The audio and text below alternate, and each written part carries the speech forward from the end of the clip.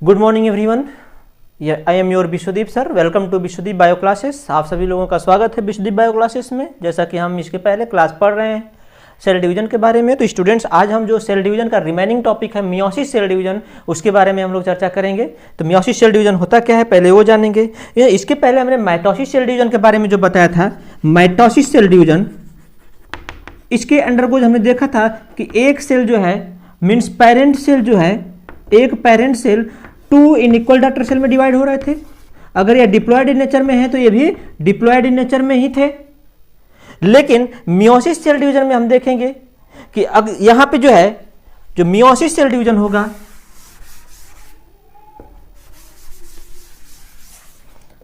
Meiosis cell division, meiosis cell division, ये जो है एक सेल है,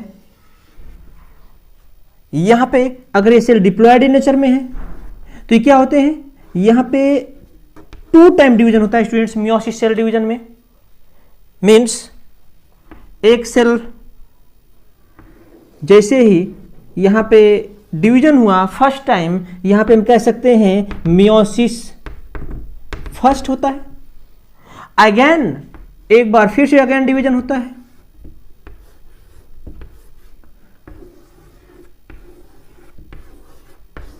तो ये हो गया। देखिए जरा ध्यान से देखिएगा, यहां मियोसिस फर्स्ट हो रहा है और यहां पे मियोसिस सेकेंड होगा।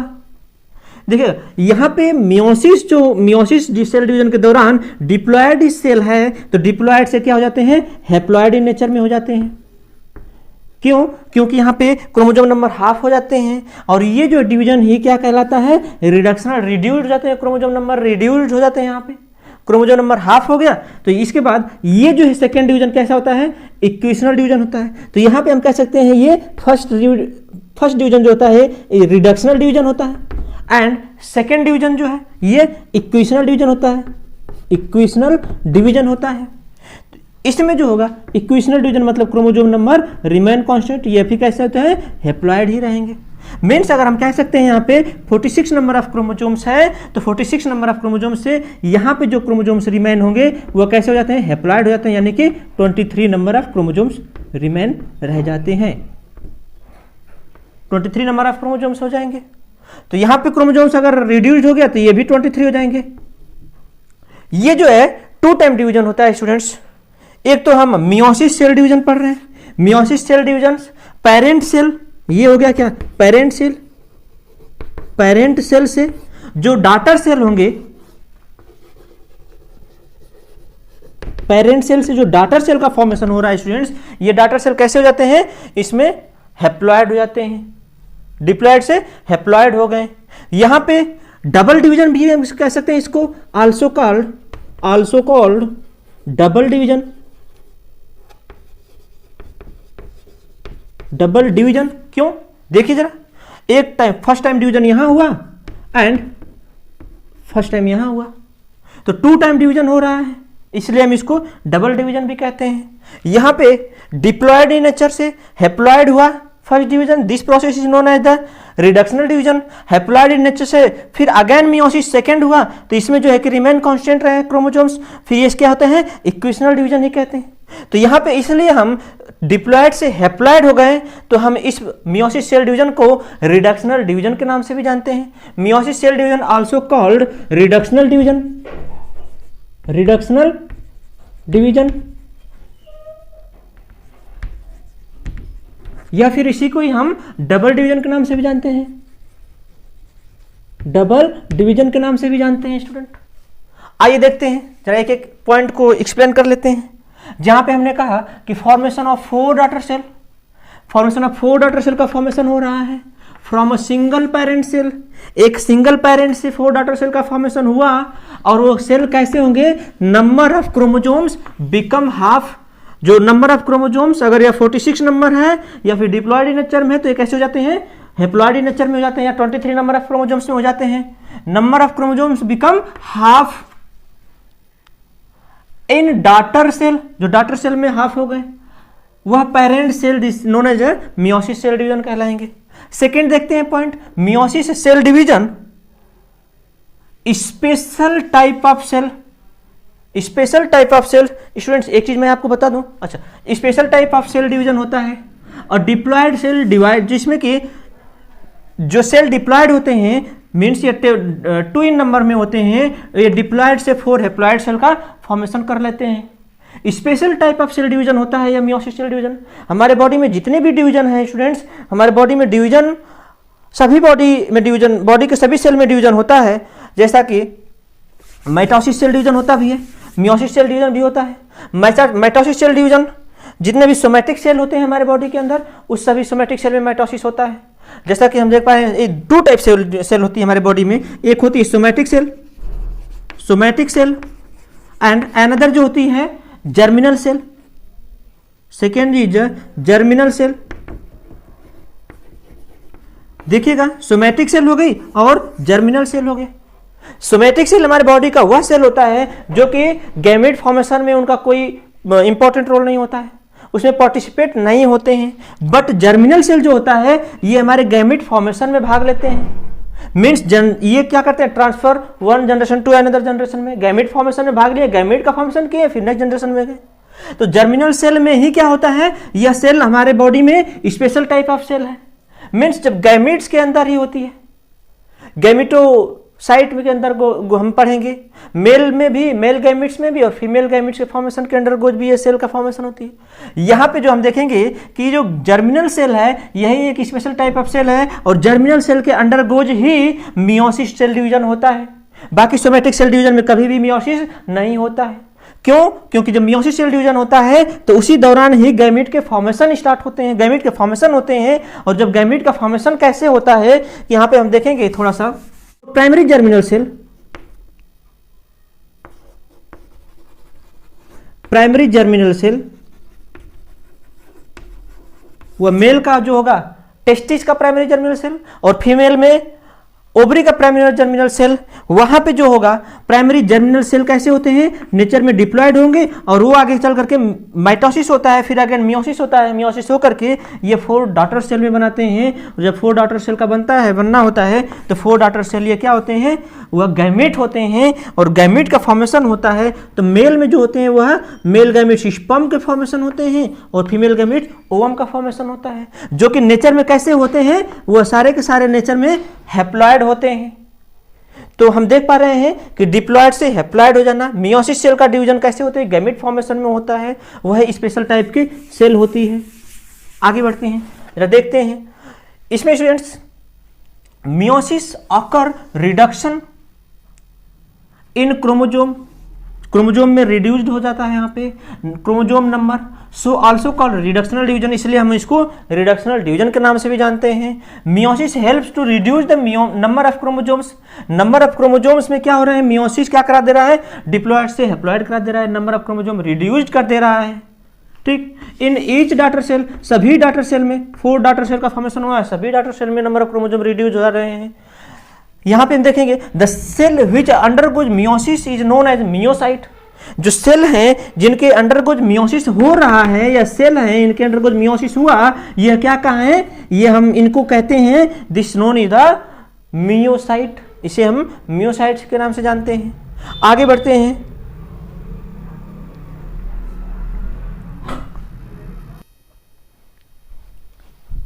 आइए देखिए इस स्ट्रक्चर को एक सेकेंड फॉर्म में भी अब देख लेते हैं हम कि यह स्ट्रक्चर जैसे है। एक सेल जिसके अंदर डिप्लॉयड इन नेचर में है, बड़ा बनाते हैं स्ट्रक्चर, देन क्लियर होगा ज़्यादा। एक सेल है जिनके अंदर हम देख पा रहे हैं ये क्या है, नंबर ऑफ क्रोमोजोम्स है। अब ये क्या करेंगे आगे चल के,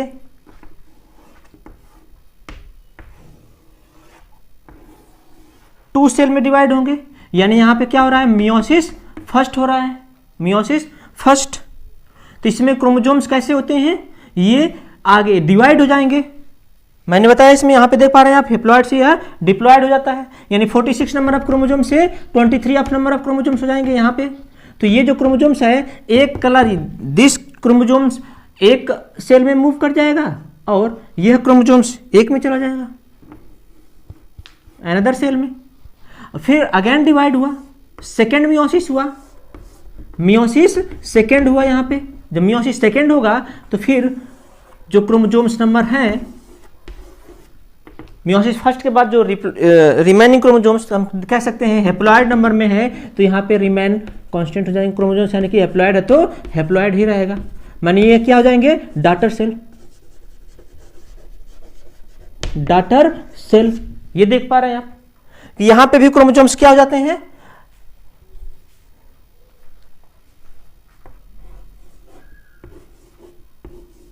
ये क्रोमोजोम्स रिमेन कांस्टेंट, हैप्लॉइड हो गए।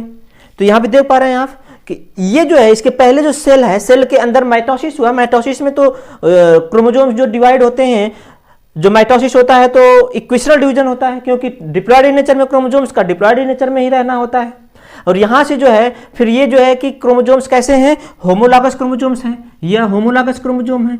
मींस ये एस फेज में जब आते हैं, सेल डिवीजन के एस फेज में आते हैं, तो यह एक ही क्रोमोजोम्स होता है, वो क्या करता है, रिप्लिकेट करके दो क्रोमोजोम्स को बनाता है, डबल क्रोमोजोम्स हो जाते हैं, डिप्लॉयड 46 नंबर ऑफ क्रोमोजोम्स हो जाते हैं। अगेन फिर अब यहां से मियोसिस होता है फर्स्ट एंड मियोसिस सेकेंड, तो ये जो है कैसे हो जाते हैं, हैप्लॉइड में जाते हैं, फिर ये क्रोमोजोम्स रिड्यूस्ड हो जाते हैं। और जहां पे हम देख पा रहे हैं डबल डिवीजन हुआ, 2 टाइम डिवीजन हुआ, और यहाँ पे क्रोमोजोम्स डिप्लॉयड से हैप्लॉइड हो गया, तो ये कैसे हो जाएंगे, रिडक्शनल डिवीजन भी कहते हैं इन्हें। आगे बढ़ते हैं,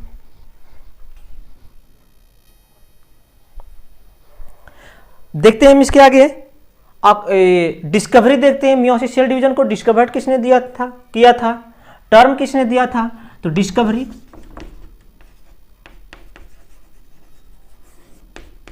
डिस्कवरी देखेंगे हम, तो यहां पे हम देखेंगे the term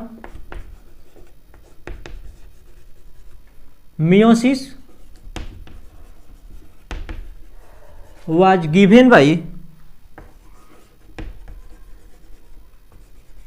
given by scientist है Farmer and Moore, FARMER, Farmer and Moore.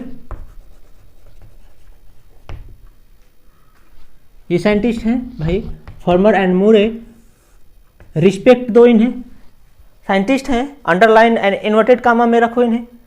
Farmer and मूरे ने इन 1905 में इन्होंने टर्म दिया था मियोसिस सेल डिवीजन का। इन्होंने बताया कि भाई मियोसिस सेल डिवीजन के अंडरगोज जो डिप्लॉयड नंबर ऑफ क्रोमोजोम्स हैं ये हैप्लॉइड हो जाते हैं। ये टर्म दिया इन्होंने मियोसिस सेल डिवीजन के, फॉर्मर एंड मूरे ने दिया। आगे देखते हैं occurrence.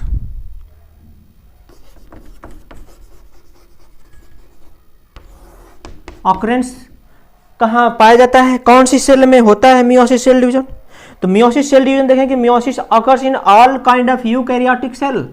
Meiosis cell division occurs in all kind of eukaryotic cell. सभी यूकैरियोटिक सेल में मियोसिस सेल डिवीजन होता है। नेक्स्ट पॉइंट देखेंगे हम, जो मियोसिस होगा, meiosis cell division occur in germ cell और reproductive cell. We can say meiosis cell division occurs in germinal cell. जब मैंने इस स्ट्रक्चर को समझाया था उसी समय मैंने बताया था कुछ स्पेशल टाइप ऑफ सेल्स के अंदर ही मियोसिस सेल डिवीजन होता है। मींस जर्मिनल सेल जो होती हैं उन्हीं के अंदर मियोसिस सेल डिवीजन होता है, और मियोसिस सेल डिवीजन होता है तो फिर वह क्या होता है, गैमीट का फॉर्मेशन होता है। तो मियोसिस सेल डिवीजन अकर इन जर्मिनल सेल और reproductive cell.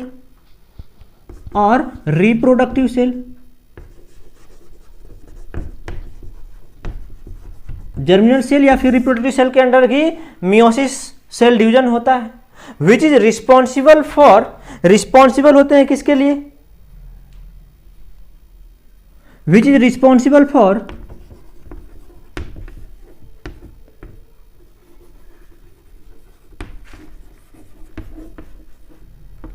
Formation of responsible for formation of gametes. Formation of gametes. This gametes is maybe sperm और ओवम या ओवा.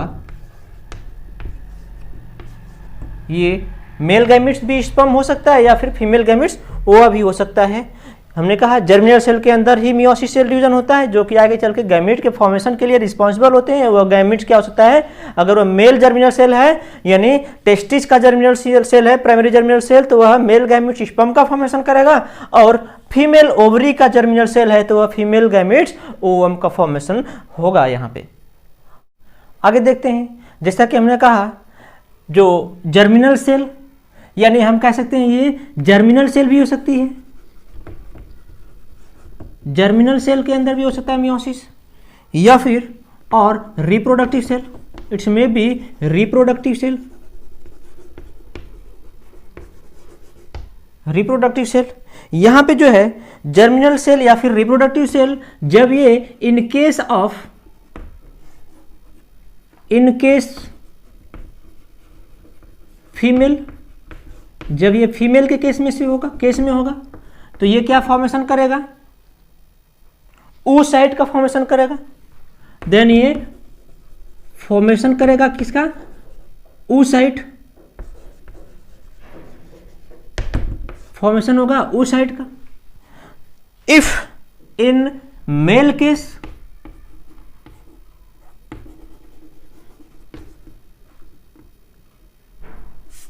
in case of male,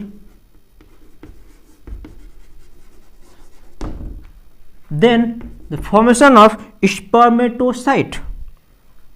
formation करेगा किसका, स्पर्मेटोसाइट का.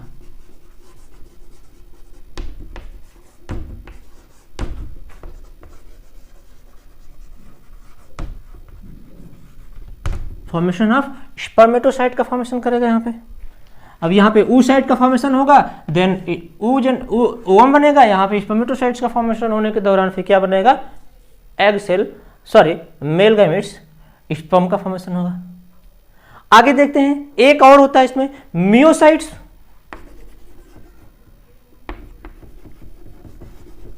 मियोसाइट्स ये जो होता है इन प्लांट सेल में होता है.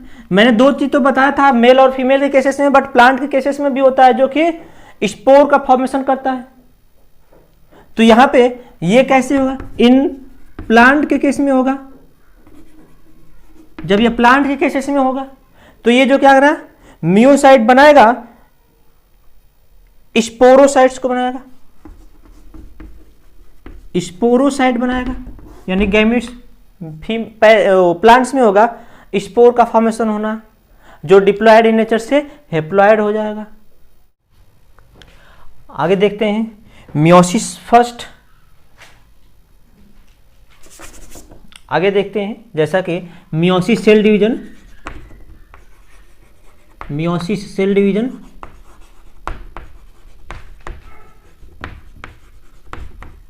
meiosis cell division further classified into three phase. First is the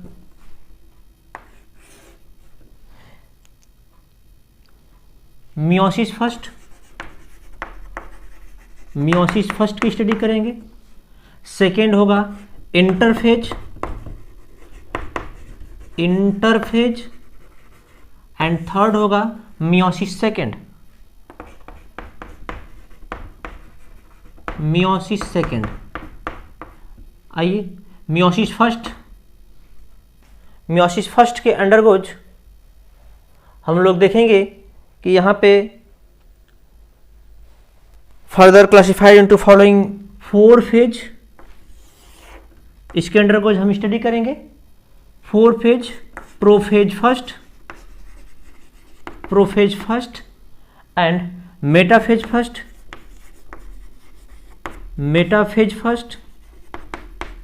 anaphase first and last telophase first. Students यहाँ पे एक बहुत ही इंपॉर्टेंट पॉइंट है जो प्रोफेज फर्स्ट के अंडरगोज 5 सब फेज आते हैं, 5 सब फेज आएंगे इसमें। और आपका कंपटीशन का, अगर कॉम्पिटिटिव एग्जाम में कंपटीशन के लिए अगर क्वेश्चन क्रिएट होते हैं, इस सब फेज से ही ज़्यादातर पूछा जाता है। और BSc and MSc students theory में भी ये 5 सब फेज अक्सर पूछता है। कभी कभी कंपटीशन में इसे जो है सीक्वेंस इवोल्यूशनरी प्रोसेस पे भी पूछ देता है, सीक्वेंस में इसे आप अरेंज करें। तो यहाँ पे फर्स्ट होगा sub phase leptotene, second zygotene,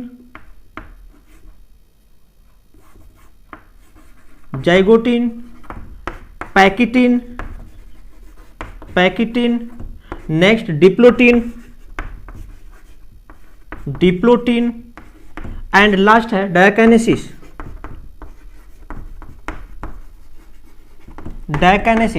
students ये बहुत ही इंपॉर्टेंट है। 5 sub phase of prophase of meiosis cell division. तो ये 5 सब फेज जो है, इसको कभी कभी कंपटीशन में पूछता है कि फर्स्ट लेप्टोटीन न दे करके जाइगोटीन पूछ दिया पहले, जाइगोटीन, पैकिटीन, डिप्लोटीन, लेप्टोटीन और डायकाइनेसिस। इसको कभी कभी एग्जाम्पल में भी लिख देता है कि इसको सीक्वेंस में अरेंज करिए। तो ये एक सीक्वेंस में भी आपको लर्न होना बहुत ही जरूरी है। तो यहाँ पे एक ट्रिक है हमारे पास, LZPDD है। तो इसे हम लेजी PDD आप इसे लर्न कर सकते हैं इस ट्रिक पे।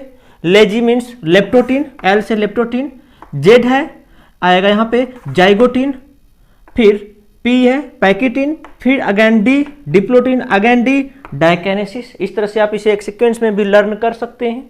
आगे देखते हैं, इसमें जो है हम स्टडी करेंगे हम लोग 5 सब फेज की भी, और इस prophase first, meiosis, metaphase first, anaphase first and telophase first की भी।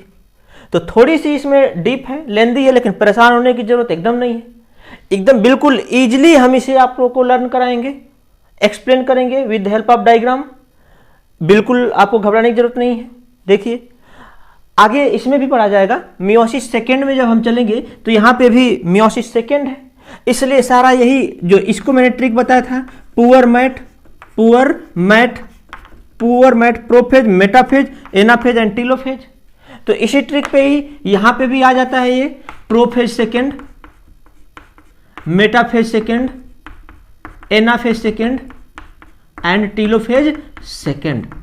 ए हम पढ़ेंगे ये सेकेंड, मियोसिस सेकेंड के अंडर गोज। तो यहाँ पे आज अभी हम देखते हैं, चर्चा करते हैं मियोसिस फर्स्ट की।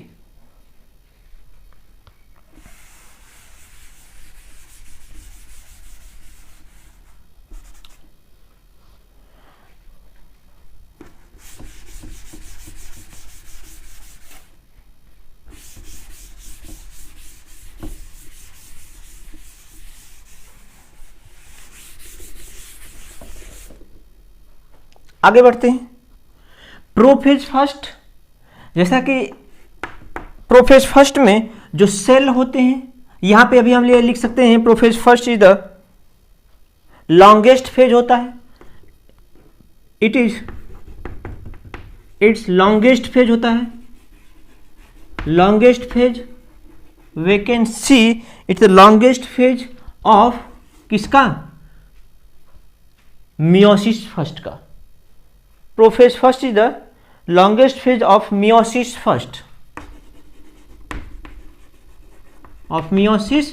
फर्स्ट। इसके बाद हम देखेंगे, इसी में हम नेक्स्ट पॉइंट भी दे सकते हैं, ये कंप्लीटेड होता है प्रोफेज फर्स्ट के अंडरगोज ही 5 सब फेज होते हैं, इसलिए हम इसे कह सकते हैं prophase first is completed into following 5 sub phase. Is completed, prophase first is completed into following 5 sub phase, वह following 5 sub phase leptotene, zygotene, pachytene, diplotene, diakinesis sub prophase first के अंडरगोज हम स्टडी करेंगे। तो आइए एक एक करके हम डायग्राम के साथ इसे देखते हैं प्रोफेज फर्स्ट को। तो प्रोफेज फर्स्ट को अगर हम बात करें तो जो सेल है, इस सेल के अंदर जो न्यूक्लियस होगा, उस न्यूक्लियस में कुछ क्रोमैटिन जो होंगे, थ्रेड लाइक स्ट्रक्चर में क्रोमैटिन मिलेंगे, न्यूक्लियोलस भी दिखेगा आपको यहाँ पे। तो यहाँ पे हम देख पा रहे हैं कि ये जो है प्रोफेज फर्स्ट में न्यूक्लियस भी है, न्यूक्लियस भी आपको दिख रहा है, न्यूक्लियर मेम्ब्रेन भी है, न्यूक्लियस बाहर जो मेम्ब्रेन है न्यूक्लियर मेम्ब्रेन भी है, न्यूक्लियोलस भी है, न्यूक्लियोलस, ठीक है। और ये क्रोमोजोम्स हैं, कैसे हैं, थ्रेड लाइक स्ट्रक्चर में है। So we can say the chromatin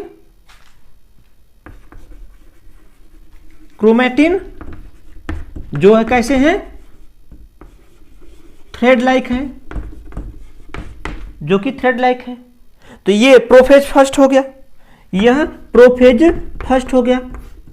आगे देखते हैं, ये जब इस 5 सब फेज में पहला लेप्टोटीन में आएगा तो ये जो क्रोमैटिन है वो चेंज इनटू द क्रोमोजोम्स, ये क्रोमोजोम्स कंडेंस फॉर्म में आ जाते हैं, और कंडेंस फॉर्म में होते हैं तो फिर ये चेंज हो जाते हैं। इसको अगर मैं बाहर दिखाऊं तो ये अगर थ्रेड लाइक स्ट्रक्चर है तो ये फिर कंडेंस फॉर्म में आ जाते हैं, फिर इस तरह से कंडेंस फॉर्म में होते हैं, और ये जो क्या होते हैं, क्रोमोजोम्स बना लेते हैं सेंट्रोमियर से।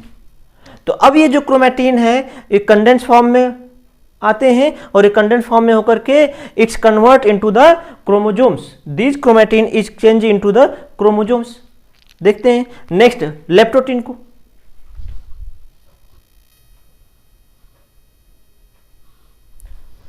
यहां पे देखते हैं हम इस प्रोफेज फर्स्ट के 5 सब फेज को एक एक करके हम इस डायग्राम में समझते हैं। तो यहां पे हम देखेंगे फर्स्ट जो होगा leptotene, first this is known as leptotene.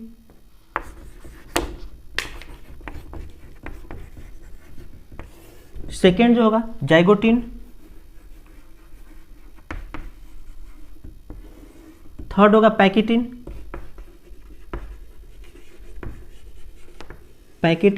And next fourth diplotene, and last डायकिनेसिस।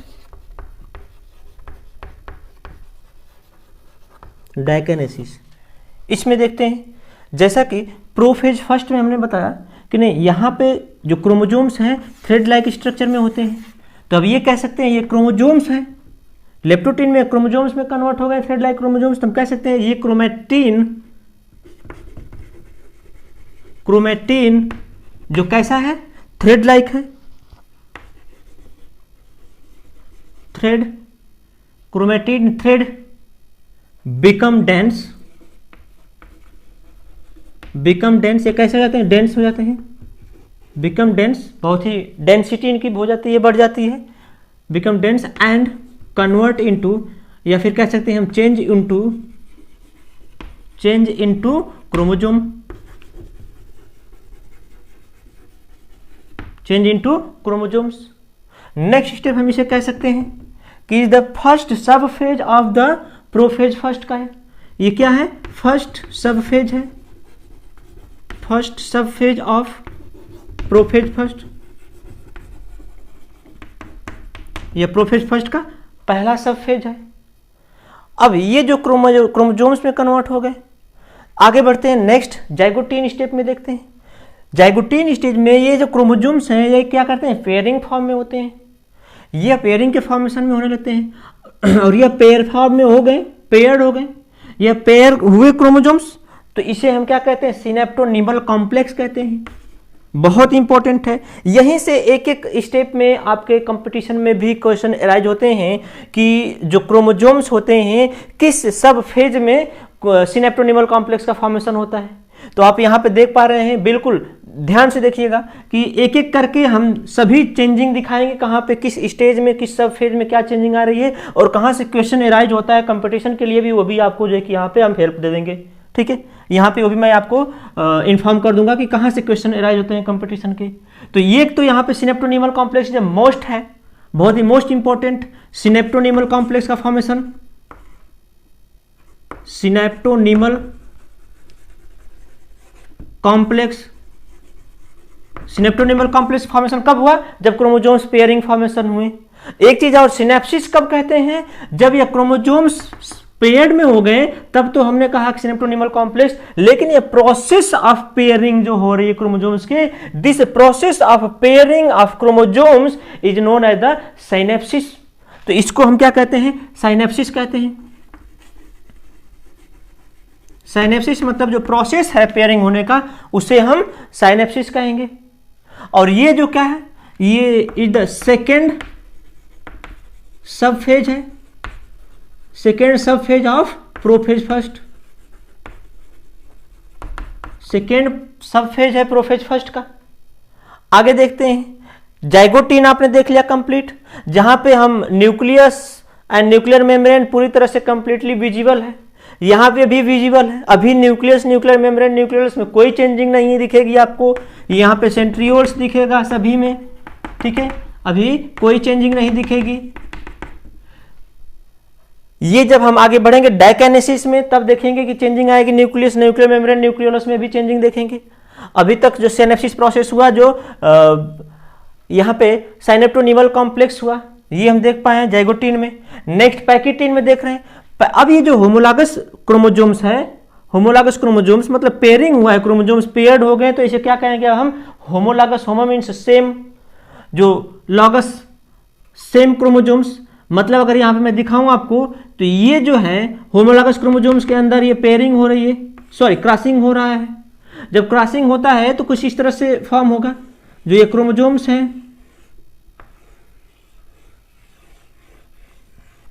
ये क्रॉसिंग हो गया। तो जब क्रॉसिंग हुआ तो इस क्रोमोसोम्स के अंदर फर्स्ट, मान लीजिए first chromosome and second chromosome, first chromosomes के अंदर जो जीन होंगे भाई, इसके अंदर जो जीन होंगे और इसके अंदर भी जीन होंगे।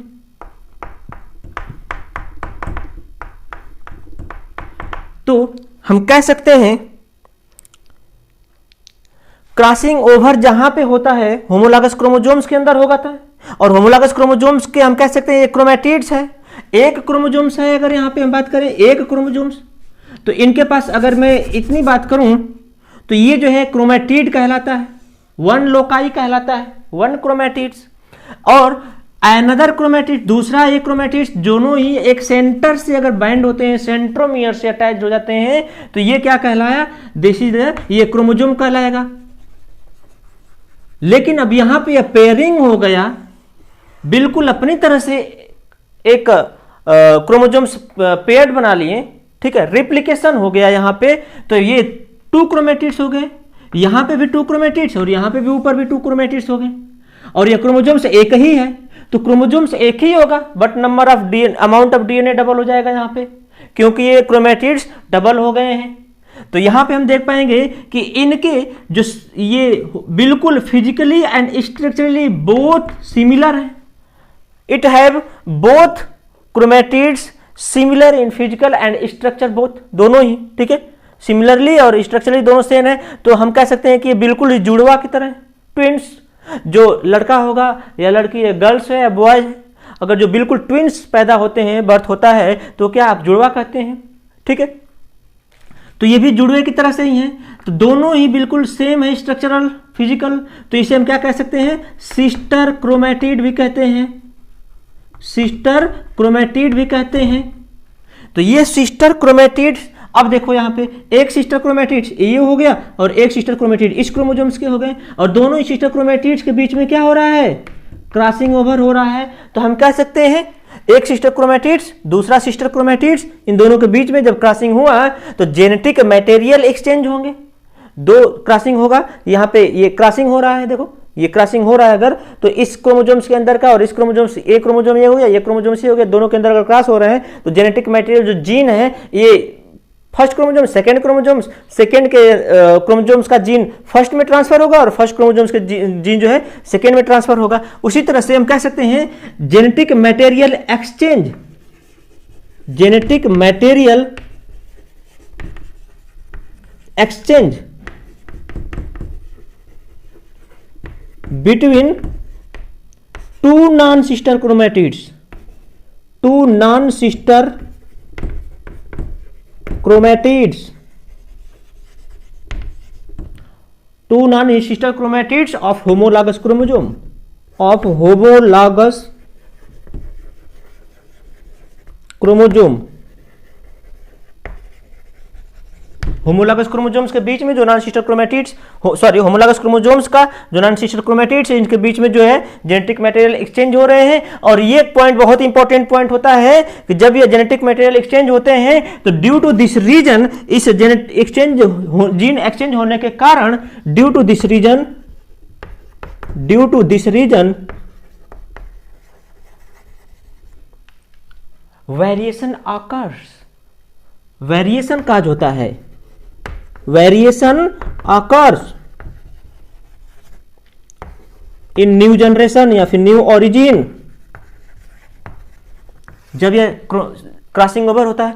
अब यहां से क्वेश्चन राइज हो सकता है कि नहीं साइनेप्रोनिमल कॉम्प्लेक्स का फॉर्मेशन कब होता है, किस सब फेज में होता है, क्रॉसिंग ओवर किस सब फेज में होता है, ये जो है कि क्रॉसिंग ओवर में जेनेटिक या फिर कैसे जेनेटिक मटेरियल का एक्सचेंज किस सब फेज में होता है, या ये भी पूछ सकता है टू नॉन सिस्टर क्रोमैटिड्स कब फॉर्म होते हैं, किस सब फेज में। ये सब कंपटीशन के क्वेश्चन यहाँ से राइज हो सकते हैं। नेक्स्ट स्टेप देखते हैं पैकेटीन में। अगर आप देख पाए कि नहीं क्रॉसिंग ओवर हुआ, तो क्रॉसिंग ओवर होने के बाद फिर ये क्या होंगे, अब सेपरेट भी है ना, सेपरेट भी होंगे, अब तो सेपरेट होना स्टार्ट हो गया यहाँ से। तो ये देख पाएंगे हम कि ये क्रोमोजोम्स हैं जो ये सेपरेट होना, होमोलॉगस क्रोमोजोम क्या हो, तब यहाँ पे होमोलॉगस क्रोमोजोम सेपरेट हो रहे हैं एक दूसरे से।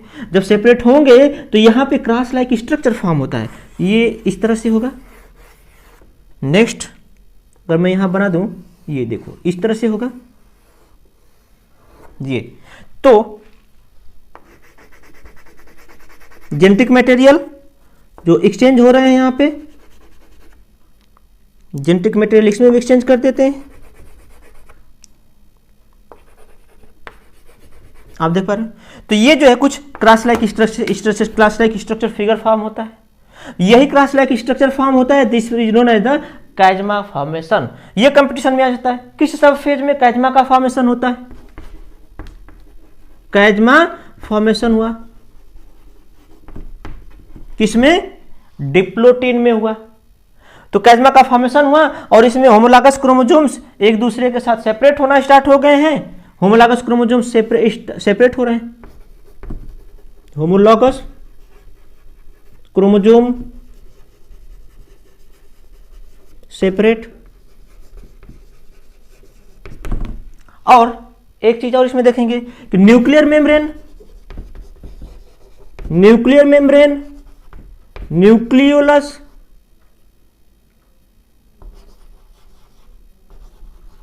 Start disappear. Nuclear membrane and nucleus कैसे होते हैं, ये डिसअपियर होना हो जाता है इसमें, ठीक है। डिप्लोटीन स्टेज में आगे देखते हैं डायकाइनेसिस में क्या होता है। डायकाइनेसिस कंडीशन ये होती है कि जैसे यहाँ पे न्यूक्लियर मेम्ब्रेन एंड न्यूक्लियर से डिसअपियर होंगे न्यूक्लियर मेम्ब्रेन, तो न्यूक्लियोप्लाज्म एंड साइटोप्लाज्म दोनों ही मिक्स हो जाएंगे, both are mix to each other. Then the formation of the spindle fibre in the diakinesis and centrioles, these centrioles are moved toward opposite poles। Centrioles दोनों ही opposite pole पे move कर जाएंगे और यहां पे स्पिंडल फाइबर का formation हो जाएगा, स्पिंडल फाइबर का फॉर्मेशन होगा।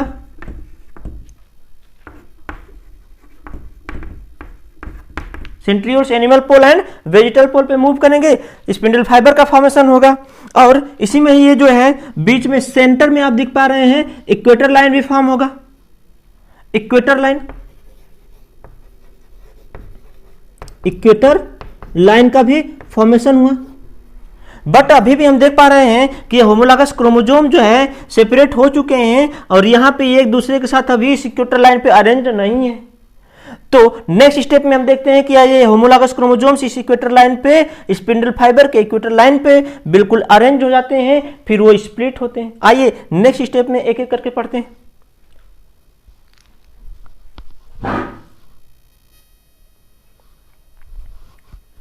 आगे देखिएगा, तो प्रोफेज कंप्लीट हो गया है। प्रोफेज में 5 सबफेज बी leptotene zygotene pachytene diplotene diakinesis complete हो गया है। अब चलते हैं हम metaphase first.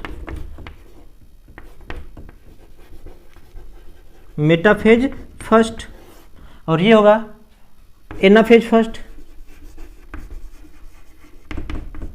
Anaphase first, and this is the telophase first. Telophase first हो गया। अब देखते हैं हम मेटाफेज फर्स्ट में, जहां पे हम देख पा रहे थे कि नहीं स्पिंडल फाइबर का फॉर्मेशन, ये डायकाइनेसिस में जो है न्यूक्लियर मेम्ब्रेन, न्यूक्लियस डिसअपीयर होना शुरू हो गया था, और यहाँ पे जो कंप्लीटली डिसअपीयर हो चुके हैं, और ये स्पिंडल फाइबर का फॉर्मेशन हो गया है। स्पिंडल फाइबर फॉर्म हो गए, और ये जो है सेंट्रियोल्स मूव कर चुके हैं। Both centrioles are move to opposite pole and formation of spindle fibre and the ये जो होमोलॉगस क्रोमोसोम्स, होमोलॉगस क्रोमोसोम जो है, homologous chromosomes arranged on equator line या इक्वेटोरियल प्लेट, इक्वेटर लाइन पे अरेंज हो गए homologous chromosomes, and this is the equator line. Next step में देखते हैं एनाफेज में क्या होता है। एनाफेज में जो है, अब ये जो है होमोलॉगस क्रोमोसोम्स इसमें जो है इस अरेंज हुए, नेक्स्ट स्टेप में आते हैं ये स्प्लिट होते हैं। बीच से ही है सेंट्रोमियर से स्प्लिटिंग होती है इनकी, ये यही सेंट्रोमियर से स्प्लिट होते हैं, टूटते हैं, ब्रेक होते हैं, और ब्रेक होकर के फिर ये क्या करते हैं, move toward opposite pole, opposite pole पे चले जाते हैं ये, और अपोजिट पोल पे मूव करके सबसे पहले स्पिंडल फाइबर पे अटैच होते हैं, स्पिंडल फाइबर से अटैच होकर के फिर ये दोनों ही पोल पे मूव कर जाते हैं। तो ये स्पिंडल फाइबर, स्पिंडल फाइबर, ये जो है क्रोमोसोम्स टूट गए क्रोमैटिड्स में, क्रोमोसोम्स ब्रेक हो गए इनटू द क्रोमैटिड में, और ये क्रोमैटिड्स जो क्या हो गया attached, attached on equator line, short में लिख दे रहे हैं अटैच्ड ऑन इक्वेटर लाइन पे अटैच्ड हो गए, और ये फिर मूव करेंगे टू अपोजिट पोल पे, और ये इक्वेटर लाइन है, sorry attached on spindle fibre होगा, no equator line, spindle fibre, spindle fibre, और ये क्या है इक्वेटर लाइन। नेक्स्ट स्टेप में देखते हैं, अब ये स्पिंडल फाइबर पे अटैच हो चुके हैं, और यहाँ पे टीलोफेज में ये दोनों ही अपोजिट पोल पे मूव कर चुके हैं, अपोजिट पोल पे मूव करेंगे, और यहाँ ही इसी फेज में क्या होगा कि अपोजिट पोल पे मूव करने के बाद फिर से जो न्यूक्लियर मेम्ब्रेन और न्यूक्लियोलस डिसअपीयर हो चुके हैं वो रीअपीयर होंगे। तो यहाँ पे हम देख सकते हैं nuclear membrane, nuclear membrane and nucleus, nucleolus, nuclear membrane nucleolus reappear, reappear हो गए। ठीक है, तो यहां पे अब नेक्स्ट स्टेप में हम देखेंगे कि ये जो साइटोप्लाज्म है, तो साइटोकाइनेसिस की स्टडी करेंगे। कैरियोकाइनेसिस के अंडर गोज पूरा कंप्लीट हो गया। अब दूसरा देखेंगे हम क्या था, साइटोकाइनेसिस, साइटोकाइनेसिस, साइटोकाइनेसिस में अब वही सेल ब्रेक होती है, ये जो सेल आप देख पा रहे हैं जो कि 2 न्यूक्लियाई का फॉर्म हो चुका है, 2 न्यूक्लियाई फॉर्म हो चुके हैं। अब ये जो है साइटोप्लाज्म से ब्रेक होगा, यहां से ये ब्रेक होंगे और साइटोकाइनेसिस के दौरान ब्रेक होगा साइटोप्लाज्म का और 2 डॉटर सेल का फॉर्मेशन हो जाएंगे। तो यहां पे हम अभी देख पाएंगे कि फरो का फॉर्मेशन होगा या फिर ग्रुप फॉर्मेशन होगा, कुछ इस तरह से। ये दोनों न्यूक्लियाई हैं और ऐसे भी कर सकते हैं।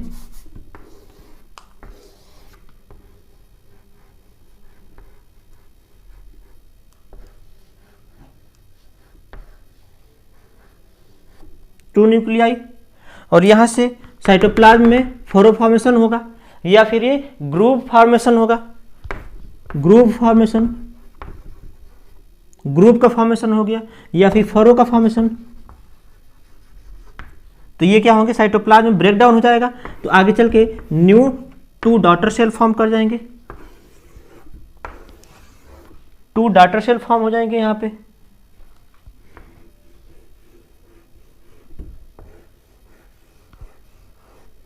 टू डाटर सेल बन गए।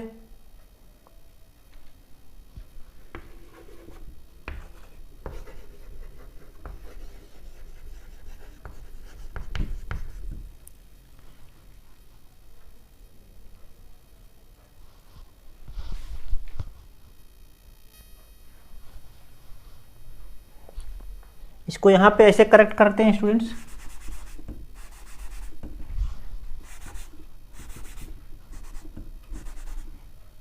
ये जो मूव करेंगे अपोजिट पोल पे तो कुछ इस तरह से हो जाएगा, अपोजिट पोल पे चले गए। अब जो है यहां पे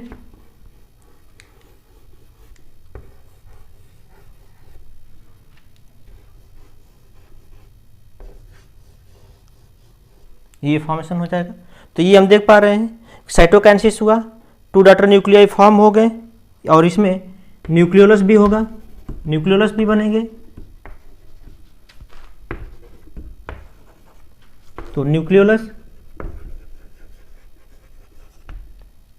2 डॉटर न्यूक्लियाई बन के न्यूक्लियर में न्यूक्लियस,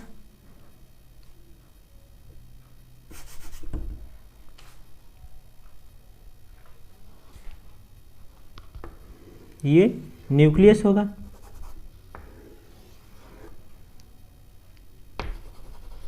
न्यूक्लियस होगा। तो यहां पे हम देख सकते हैं कि न्यूक्लियर मेम्ब्रेन, और ये होगा न्यूक्लियोलस, ये फॉर्म हो चुके हैं। साइटोप्लाज्म डिवाइड हुआ, 2 डॉटर सेल का फॉर्मेशन हो गया।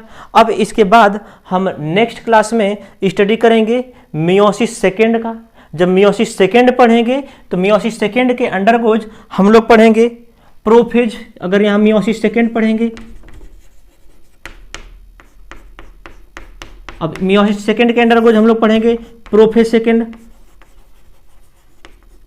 Prophase second, metaphase second, anaphase second, telophase second. अब जो है इस prophase second, metaphase second, anaphase second, telophase second में एज जस्ट लाइक जो मैंने आपको पढ़ा था माइटोसिस का prophase, metaphase, anaphase and telophase, same condition इसमें होता है prophase second, metaphase second, anaphase second and telophase second में। क्योंकि हमने कहा था कि फर्स्ट मियोसिस का जो रिडक्शनल डिवीजन होता है, फर्स्ट डिवीजन मियोसिस जो बताया, मियोसिस पहला सेल अगर ये 46 नंबर ऑफ क्रोमोसोम है तो ये पहला सेल 23 नंबर ऑफ क्रोमोसोम से हो जाते हैं। किसमें? मियोसिस में, जो मैंने पढ़ा रहा हूं अभी आपको। तो यहां पे क्रोमोसोम्स नंबर हाफ हो जाते हैं, रेडी हो जाते हैं। लेकिन अब इसके बाद मियोसिस सेकेंड होता है तो ये कैसे होते हैं? यह इक्वेशनल डिवीजन होते हैं। ये 23 नंबर क्रोमोसोम्स है, 23 रहेंगे, यानी कि यह डिप्लॉयड है तो यह हेप्लॉयड हो जाएगा n नंबर, और ये भी n नंबर ही रहेंगे। तो यहाँ पे हम देख पा रहे हैं ये मियोसिस फर्स्ट हुआ और ये मियोसिस सेकेंड हुआ। तो जैसे ही इसमें ये रिडक्शनल डिवीजन हो गया, जहाँ पे हम देख पा रहे हैं कि क्रोमोसोम नंबर हाफ हो गए, रिडक्शनल डिवीजन, लेकिन ये क्रोमोसोम्स रिमेन कांस्टेंट सेम है, तो ये क्या हो जाता है? Equational division.